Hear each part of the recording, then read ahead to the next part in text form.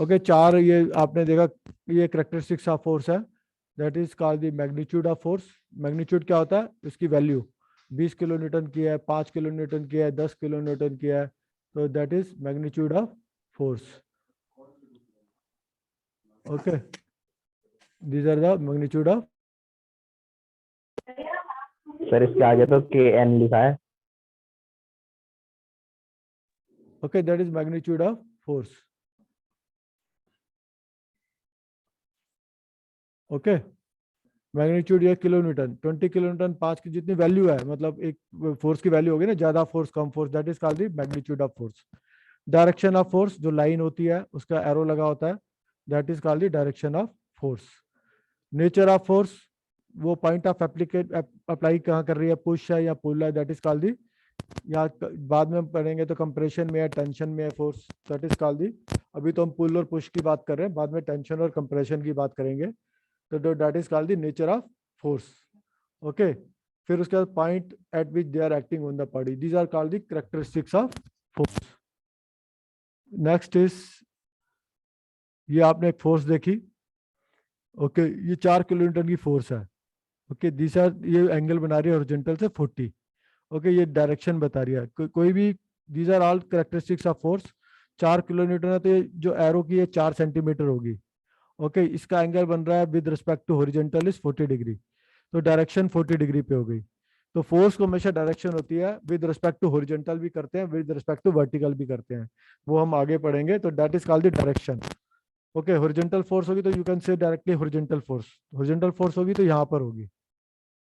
Okay, अगर vertical force होगी तो यहाँ पर होगी वर्टिकल, तो you can say vertical force, horizontal force, or you can say 4 kilonewton of force inclined at 40 degree with the horizontal in the quadrant, you can say x y. Okay, in the quadrant x minus y. Okay, ऐसे पूरा direction करते हैं। 40 is the making horizontal, 40 degree is the angle making with the horizontal in the anti-clockwise direction, in the clockwise direction. Okay, like that, हर एक जो force होती है पूरा का पूरा ब्यौरा देना पड़ता है, तब जाके वो पूरी तरह से डिफाइन होती है। मैं एक सिर्फ ये कह दूं 4 किलो न्यूटन की फोर्स है, इससे कोई मतलब नहीं बनता। You have to show all the things, all the direction, तब जाके वो एक पूरी फोर्स कहलाती है, that is called the characteristics of forces. सिर्फ इतना मात्र कहने से काम नहीं चलता कि 4 किलो न्यूटन की फोर्स है। ओके, ओके, इसका मैग्नीट्यूड है 4 किलो न्यूटन, जैसे मैंने बताया, direction is 40 degree to the horizontal, okay, in the fourth quadrant. Okay, 40 degree in the horizontal in the fourth quadrant. Line of action is AB. Okay, AB is the line of action, and point C is of application. This point is the C is the application, the point of application C, and the this is nature of force is pull. Nature of force समझ is, नहीं आ रहा। Galaxy A10 को mute कर दो sir.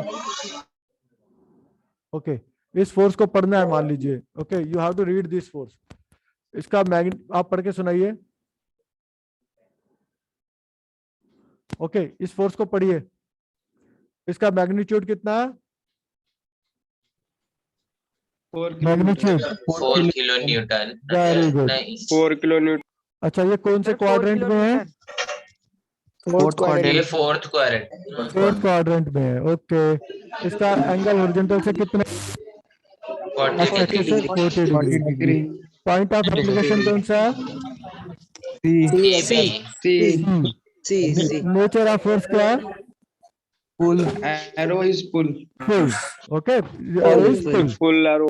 Okay, these are ये जो आपने अभी आपसे मैंने पूछी, these are all characteristics of forces. Okay, this is all called the characteristics of forces. Magnitude, direction, line of action, AB क्या है, action of the force, The line AB of क्या है, action, son. action of the force, what is AB, Line of action, sir. of the fourth।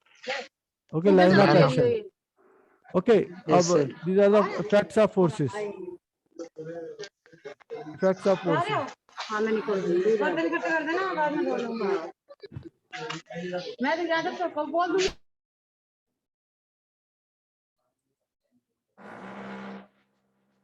Okay,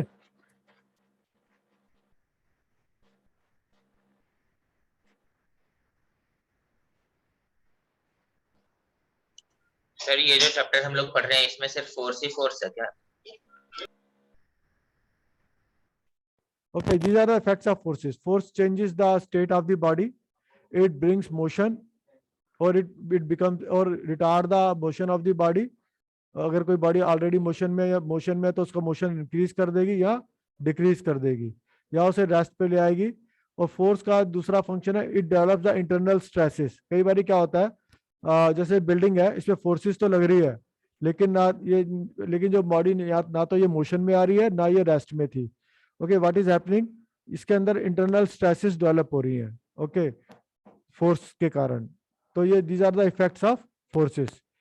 force के units क्या है, newton and kilo newton. Unit of force is newton and kilo newton. These are the newton and kilo newton, these are the units of force.